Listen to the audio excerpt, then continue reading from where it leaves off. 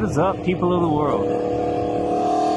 Today, just cruising some back roads, hanging out.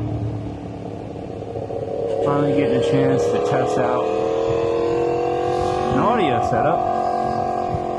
I haven't been able to do a motovlog quite like this one, where I'm actually able to talk to you guys and everything, because, well, I just didn't have the audio equipment all set up to do that. So I figured out a way to mount my mic 2 into my helmet, and while I'm cruising these back roads today, I figured we'd just have a little chat. The roads that I'm on right now are pretty boring. They're pretty slow. Not a whole lot of curves or anything. I am pretty blessed to live right in the twisties. I mean, you leave my neighborhood and I'm in the twisties, which is great. Some awesome rides around here. But anyways, I figure while we're cruising some of these slower roads, I'd give you the camera view of me. And once I get to some more interesting roads, I'll flip the camera around and put it on my helmet. Give you guys a little POV, you know? You guys will have to forgive me if the audio quality is not that great. It's kind of a test video. I may or may not post this. Obviously, if you're watching this, I did post it. So we'll see how it goes. I'm still learning. I started my channel 2 weeks ago at this point. So, I'm still super green. But anyways, the thing I wanted to talk about was all of this kind of go fast content, which I love. It's actually my favorite motorcycle content on YouTube. Well, second favorite motorcycle content on YouTube. I love the go fast stuff. I love all these guys that are in Houston and Florida and Chicago and all these places where, you know, they're mobbing the street, they're going 160 miles an hour, you know, on the interstate, splitting traffic, weaving through cars and everything. It's some of my favorite stuff to watch. My first favorite being stuff like what they do over at Revzilla. I really love that channel. I really love that content. They really do some really cool stuff. It's like a whole production. They really do some interesting and fun stuff over there. That's probably my favorite kind of content on motorcycle content on YouTube. But the go fast stuff is the stuff I watch the most. Mainly because it's posted every day. Somebody's posting something every day. But I wanted to talk a little bit about it. I guess it may tie into plans that I have with this YouTube channel. The thing is, a lot of those guys are getting caught up, man. A lot of those guys are getting charges, you know. Law enforcement is building cases on them. And it kind of begs the question, you know, is it worth it? Like, is it really worth it? I mean, I don't know that it is. It seems like that's kind of the quickest way to get some clout on YouTube in the motorcycle spaces. If you can just go balls to the walls on the interstate, splitting traffic, you know, wheeling everywhere, and then posting it on the internet for everybody to see.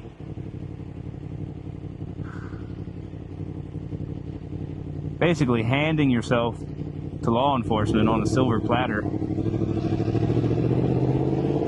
And that's the sucky part about it, is that if you're into sport bikes, if you're a sport bike guy, if you're a super bike guy, then it's like, that's the content you want to watch. That's like, you can't say it's not cool. It's really cool. The problem is, it might get you some clout on YouTube. It might get you the watch hours to get monetized and then immediately demonetized for reckless driving. But I really don't think it's worth it to post that stuff. Like, you know, I say honestly, guys, if that's the kind of riding that you want to do, I gotta recommend that you don't post it on YouTube, man.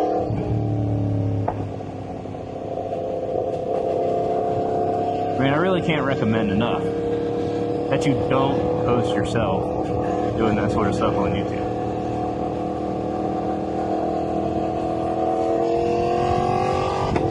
It might be a slower grind for you.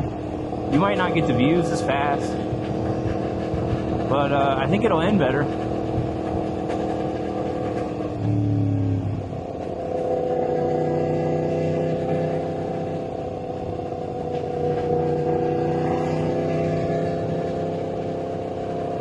If you look at creators like Matthew Woods, right? Thought Taken.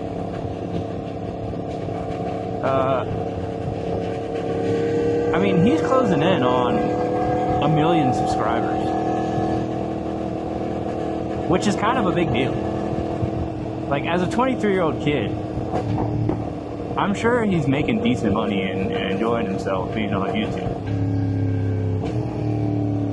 Not that he'd ever probably watch his video, but, you know, if you ever do, sorry for your recent loss, buddy. No, it's really hard losing friends. I haven't lost any friends on bikes, but I've lost friends in fast cars when I was younger. When we were all younger and a lot dumber. And it sucks. It's rough, man. It's really rough.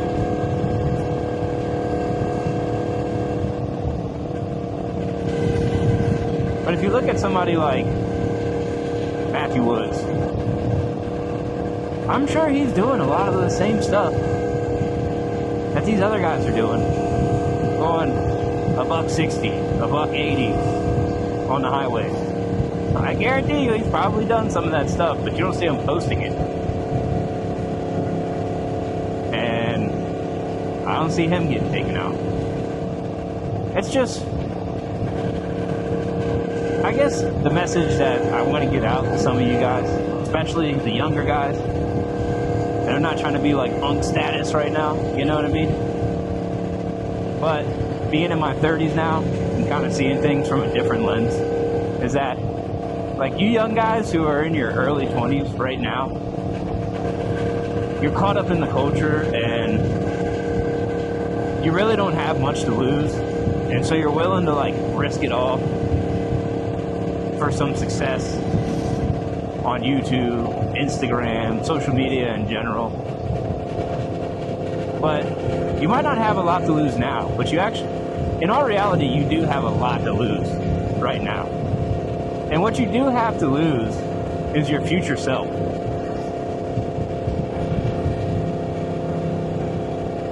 Your future self might be 34, 35, 40 years old, with 2 happy, healthy children, a beautiful wife, a pillar of your community, surrounded by people who love you, successful in your own right, and whatever endeavors you choose to take into the future.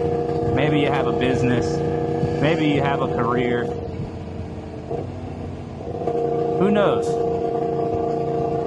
But those things are possibilities for you, and I can tell you, being in my 30s now, that those things are so much more fulfilling than the attention that you're getting on social media, dude. So much more fulfilling. And I just hate to see these young guys getting caught up, hemmed up with law enforcement. They're getting rap sheets. They're dying. You know, in my area, there's a bunch of, 20-something-year-olds, 23-year-olds, 24-year-olds. Heck, even like some 19-year-olds, 18-year-olds that are on like 1,000cc hypersport motorcycles, And don't get me wrong, I'm on a 1,000 right now. I love the 1,000s. They're fun. They're powerful. they're super fast. They're faster than pretty much everything on the road. But to hear the way that they talk sometimes, and I meet some of these guys when I'm just out and about riding, I run into these guys, sometimes small groups of them. And they're riding around with no plate, you know, no gear, telling me that, oh man, yeah, law enforcement gets behind me, I'll just take off. Buddy, you take off on law enforcement,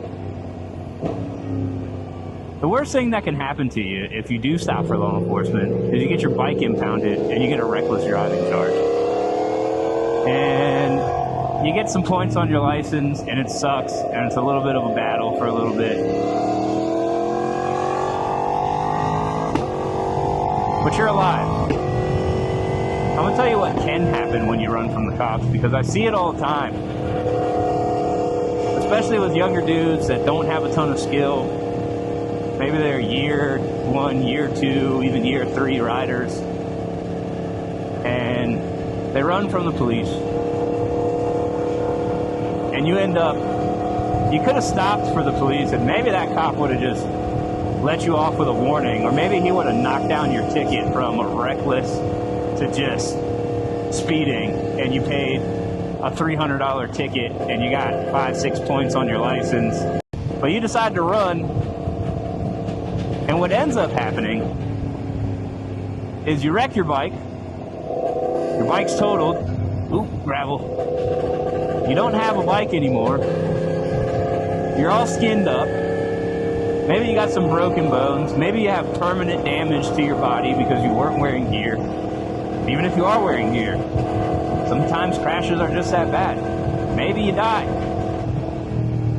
But all that happens, you're all messed up, you're laid up in the hospital, and as soon as you're well enough, they come put you in handcuffs and take you to jail. So option 1 was pulling over, taking your licks, and getting on with life. Option 2 is, maybe you get away, maybe, but I'm gonna tell you from experience, dude, you can't outrun a radio. Literally had this happen to me before, where I was on a group ride, and some guys in the group were doing some hooligan stuff on the highway, and some lady called the cops on us, and a state trooper came in the opposite direction, right? But it was in a place of the road where there's nowhere he could turn around, so he just rode right past us. We're looking back behind us, we're like, he's not coming, he hasn't turned around, we don't see him, blah blah blah. And I just knew that wasn't the end of it. So this highway that we're on leads into a 1-lane road into a town. Lo and behold, down there at the bottleneck, there's no exit before this town. It's just this highway that leads right into this little town that you pass through. And right at the bottleneck, bam, a cop pulls out, blocks the entire road, and gets all of us. So you can't outrun a radio. And most of us, including myself, are not skilled enough to run from a helicopter, dude. So running from the cops, dude, it's not a good idea. It's really not a good idea. Running from the cops is not a good idea. Posting yourself doing absurd speeds is not a good idea. And I'm telling you, I know you guys probably hate to hear this, but I'm telling you, like, as an older guy who feels like a little bit of responsibility to look out for the younger guys, because from the time I was 16, 17 until I was damn near 30, I didn't really have any older guys looking out for me. And I made a lot of dumb decisions that I had to learn from, and thank God, literally thank God, that he saw me through all that. And then I didn't end up with like a criminal rap sheet. I didn't end up, you know, on drugs or anything. Like, I didn't end up, I got through all that without making really terrible, long-lasting, lifelong, you know, mistakes. But I see young guys all the time making these choices that end up costing them very dearly. I guess really all I'm saying is, if you're gonna do that sort of stuff, if you just like have to go that fast, like if you absolutely have to go 170 miles an hour, like I get it. I really do get it, trust me. I love going fast on a motorcycle. There's nothing like it. But if you're gonna do it, man, like, I don't know, do it on an empty stretch of highway where you can see for a long time, where you can see half a mile in front of you.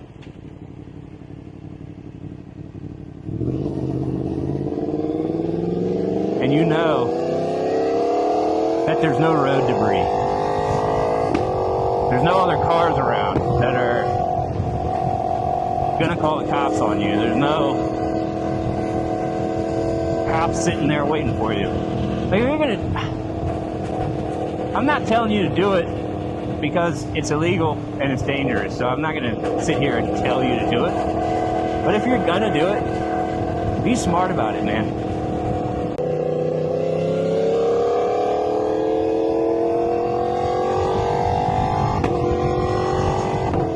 I love riding fast just as much as the next guy does.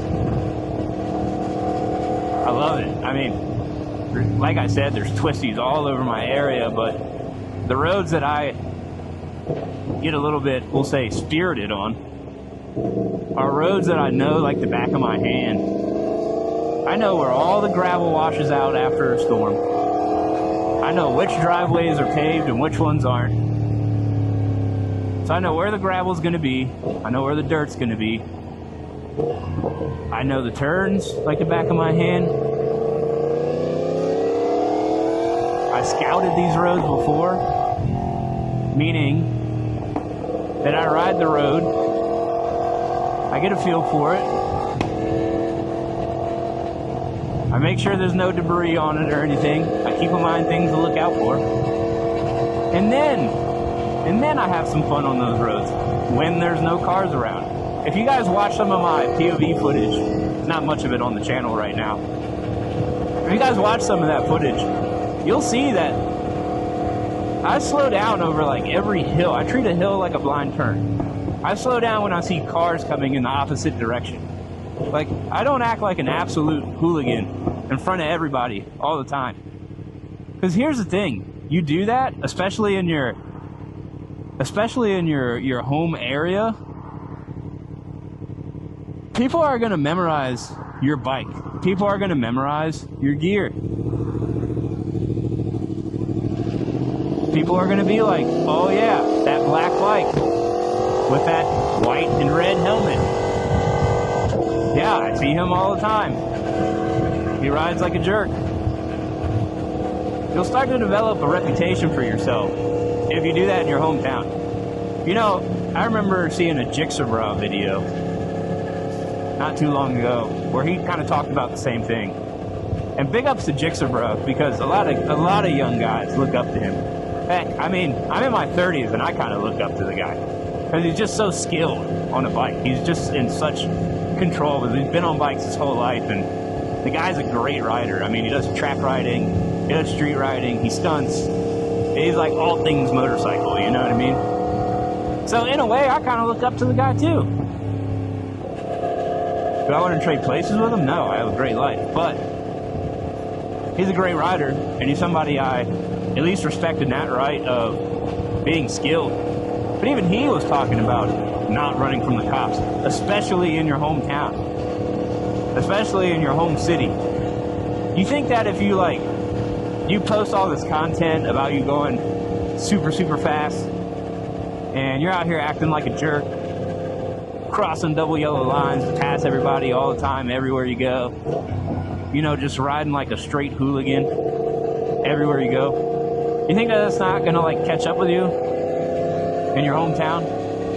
You think that people aren't gonna recognize your bike, your gear? You think that the cops aren't gonna recognize your bike? You know how easy it is for the cops to figure out who you are? I mean, this is a faceless YouTube channel. And because of the nature of the work that I do, it's probably going to stay that way. Unless by some miraculous event, YouTube were to become like a full-time career sort of thing for me, which is not really what I'm in it for. This is just a hobby. This is just a creative outlet for me. But unless something magically changes and somehow I become like a full-time YouTuber, unless that happens, this channel is going to remain a faceless channel. But do you know how easy it would be for the cops to figure out who I am, where I live? You know how simple that would be for them?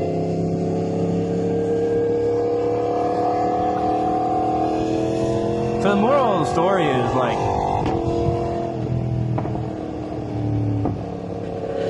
nothing in this world is gained without sacrifice, man. You have to sacrifice something to get anything. If you want money, you sacrifice your time to do work. Even if you're a full-time YouTuber, you sacrifice your time to edit videos and film and blah, blah, blah, blah, blah, and so on and so on. You sacrifice something, and then you sacrifice that money and all that time you spent to make the money to buy food for yourself. So everything in life is a sacrifice. All of it. What's worth sacrificing for? Motorcycle content in general doesn't even get like, it's not easily monetizable, and it doesn't even get like a ton of views, man. There's like a few people doing motorcycle content on YouTube and actually getting paid good money for it.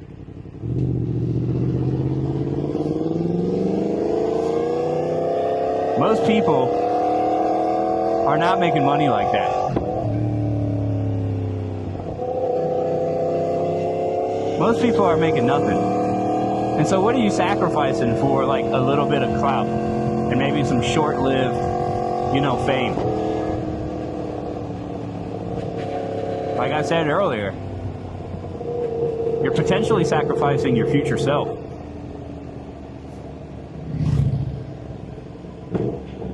And as time goes on, more and more of these, go fast boys are getting, they're getting got by law enforcement.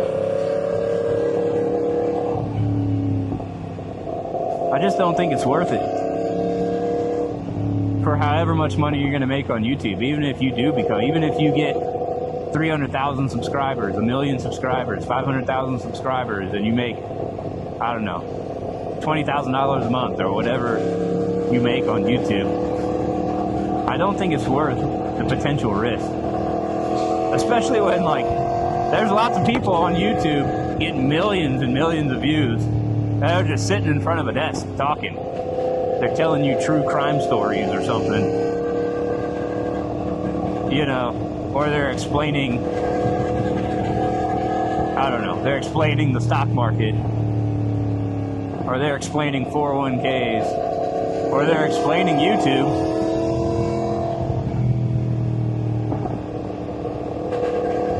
And they're making good money. And they've got millions of 3-4 million subscribers, taking way less risk than you're taking hopping on a sport bike and going 180 miles an hour.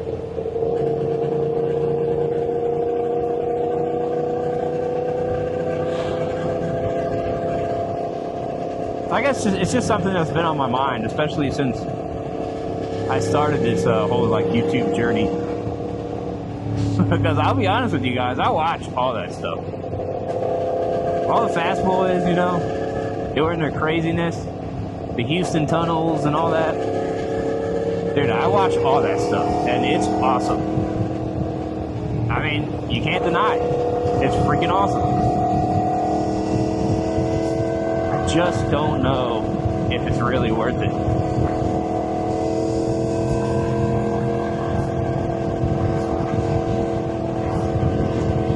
Anyways, we'll get ready to pull over here in just a second. and I'll flip the camera around. Maybe we'll chat a little bit more while I hit some of my favorite roads. Again, you guys got to bear with me on like the audio and the video quality and all that. You just give me a shot. I promise you it's going to get better.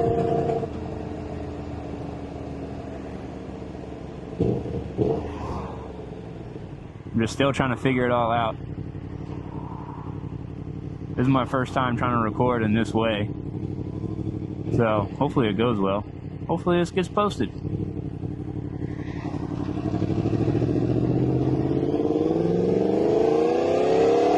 I'm also new to this whole video editing thing. In a past life I did some audio engineering and some filming and some music production and stuff like that. So I am familiar, at least on some level, with software in general when it comes to like mixing things down and like audio, and I've done a fair bit of filming for a buddy that I used to work for that used to shoot music videos and stuff.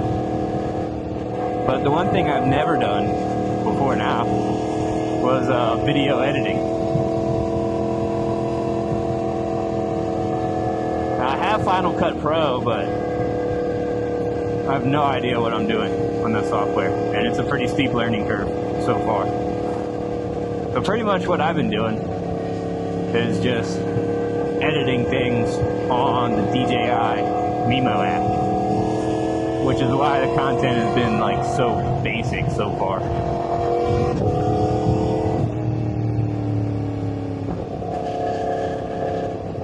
So, you know, maybe by like video 50 or something, I'll kind of have things down a little bit more. You guys are just going to have to bear with me. If I can find us a spot to pull over.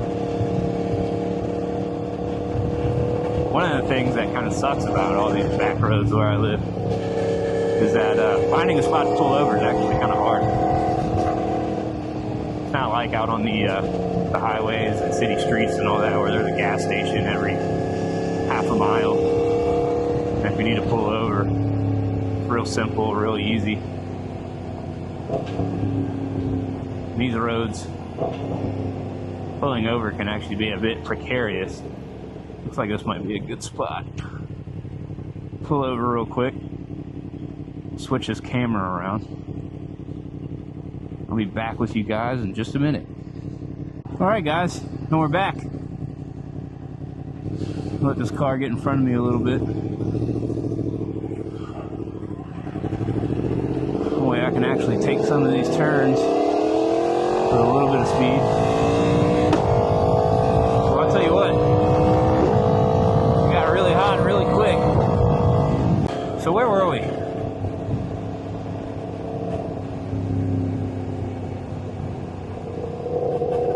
We were talking about problem with all these guys. All these guys on YouTube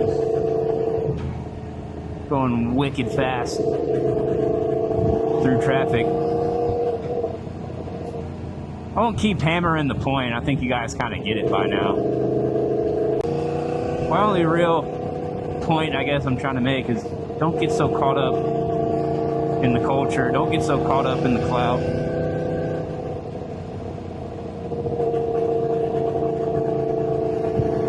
There's a million different ways to be successful, and you don't have to get on a 1000cc sport bike and go 180 miles an hour.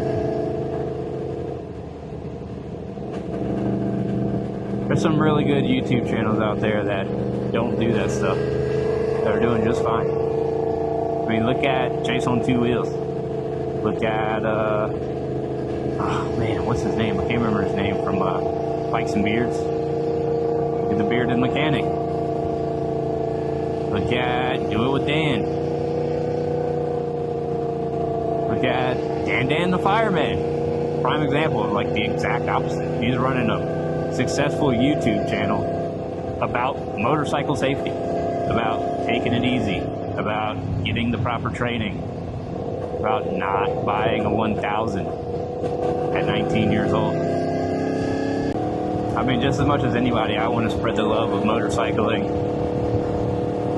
to the world, you know what I mean? And I want to see more guys on bikes. I want to see more people in the hobby. But I just don't want to see people I don't want to see young guys get their lives destroyed by this stuff, man.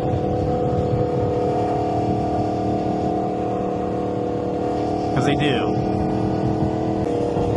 And all that, you know, this was filmed in Mexico, this is AI, da-da-da-da-da. Man, I really wish this car wasn't in front of me, because there's no other cars in front of me. Just this one car. It's making this ride so slow. We'll be able to get in front of this guy up here. Oh, okay. Cool. Alright, we got the road to ourselves.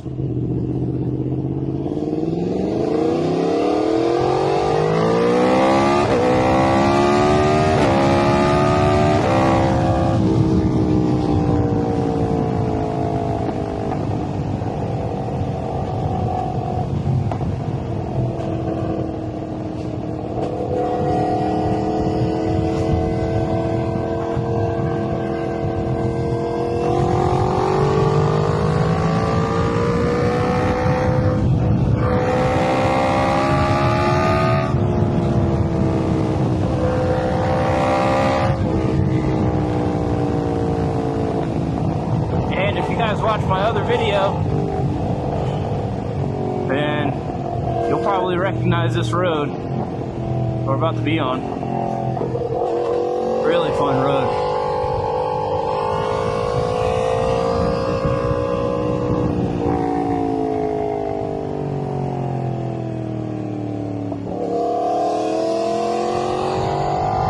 A lot of blind turns though. It's a fun road, but you never know what's around the corner.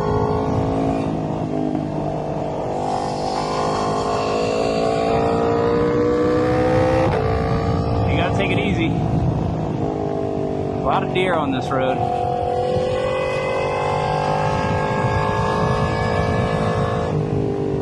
I mean, look at that. That could be a target fixation point. Coming around a turn, you just see a truck sitting there on the side of the road with its hazards on. You don't know what's going on. You get too focused on it, before you know it, you're in the bushes. Tell you what, third gear on this bike is where it's at, dude. You can pretty much stay in third gear the entirety of your time in the twisties on this bike. And there's just power everywhere.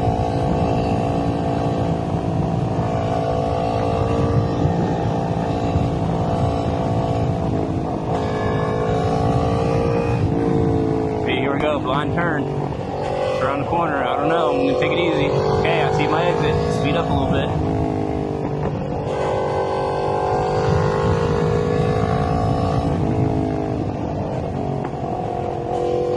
I did a video just this past week called 4 Minutes in the Twisties, where I was on this road. Came around one of these turns and there's a deer on the side of the road. And the deer out here, man, you never know what they're gonna do. You really don't. They're very unpredictable. They could just sit there. They might run the opposite direction into the woods. And I've had this happen to me too. At the very last second, they'll just run out right in front of you. I've had that happen to me a bunch of times in cars, and I've had it happen to me twice on bikes. Deer are one of the biggest hazards out here. Yeah, on one of my old bikes, I had this deer come out in front of me at like 4:30 in the morning. It was still dark out. Me and my buddy were riding to work. He was in front, leading the ride. I was behind him.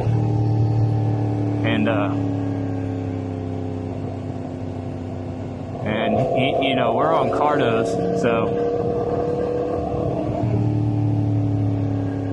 I'm gonna go over here. Get away from this car.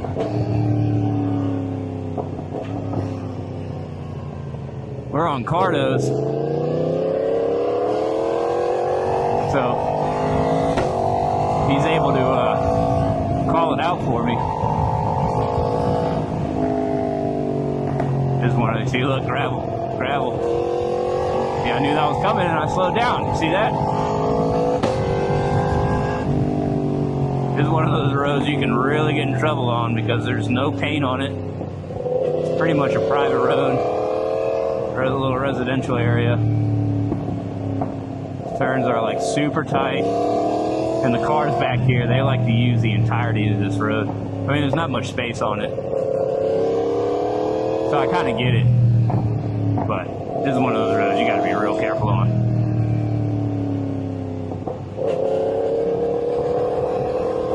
But yeah, so my buddy was in the front leading the ride. I was in the back. He says, hey, there's a deer on the side of the road. He passes a deer. I mean, we're like 20, 30 yards from each other. And this deer decides, in between me and him, ugh, that was bumpy. In between me and him, this deer just decides that it's gonna make a break for it. We're the only ones on the road. You know, it's this country back road that leads to the highway for us to get to work. This deer just decides, in between the two of us, oh, now's a good time to make a break for it. And I came so close to hitting this thing, dude. I mean, I grabbed so much front brake, I almost stopped him. Luckily, I was on a big, slow adventure bike back then.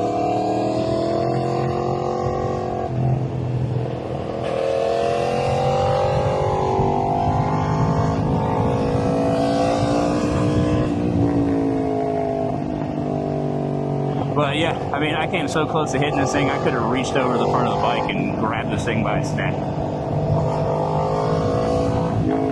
Lots and lots and lots of deer out here. And the closest calls I've had on a bike so far have all involved deer.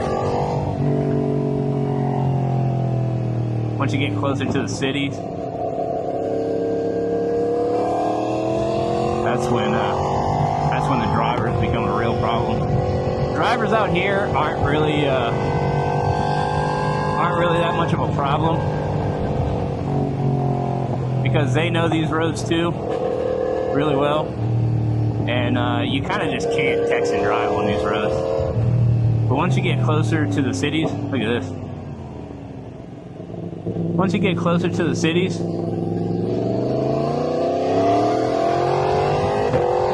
you're on the interstates and stuff, I mean, people are just in their own bubbles, they're in their own world, and they will 100% cut you off. I had a guy merge into me once and almost smushed me between a concrete wall and his car. He was so embarrassed he wouldn't look at me. He almost hit me, almost swerved right into me, got back over into his lane, well, tried to get back over into his lane, and there was already a car in the spot that he was just in, so then he had to swerve back over into my lane. He swerved between lanes like 2 or 3 times, finally gets back over into the right lane, into the slow lane, and just stays there. I mean, he put his hand over his face and everything. He wouldn't even look at me, he was so embarrassed. That kind of stuff happens all the time, which is why I was talking about just not risking it on these highways. I mean, you can go look at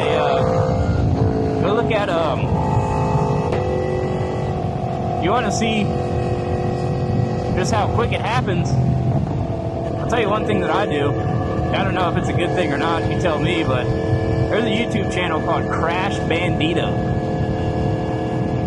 Crash Bandito.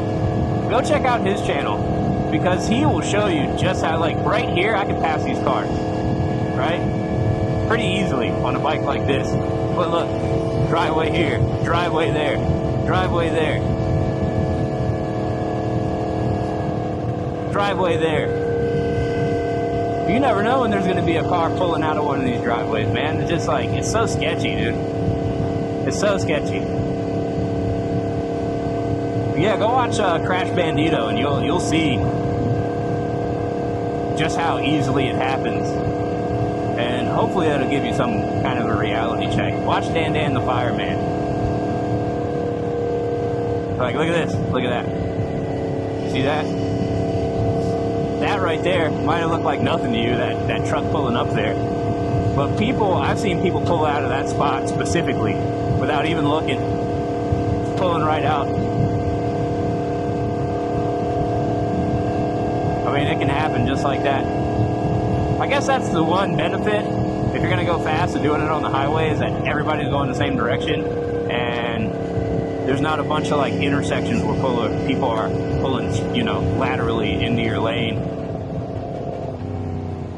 Whereas you speed like that, you do that kind of stuff on back roads like these. Look, gravel. On back roads like these, and you might just have a big old big old pickle truck, a big old pickup truck pull right out in front of you. You're going 110, 120, and bam, your butt splattered. Yeah, I guess the whole point of this video was just me wanting to say, you know, stay safe, stay out of jail. I mean, making motorcycle content is not worth, it's not worth your future self. I tie it all back in. So guys, real quick, before I end this thing out, I just want to say, if you like the video, then like the video, please. Like and subscribe, all that good stuff. It would really mean the world to me. I'm just a small channel, just starting out, and it really helps keep me motivated and keep me going when I see comments, even if they're bad. If you think I'm a terrible rider, comment down below. If you think I suck, comment down below. If you think I'm good, comment down below. If you have feedback for me, tell me in the comments, man. Tell me how good or bad my video quality is, how good or bad my audio is. I'm 100% grateful for constructive criticism. Or if you just think I'm really just awful and I should just quit, you can tell me that too. That's fine. But anyways, I'll catch you guys in the next one. Peace.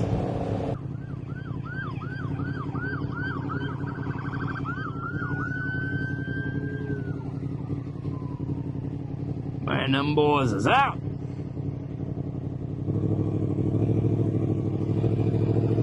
Obligatory cameo. That day ain't coming for me.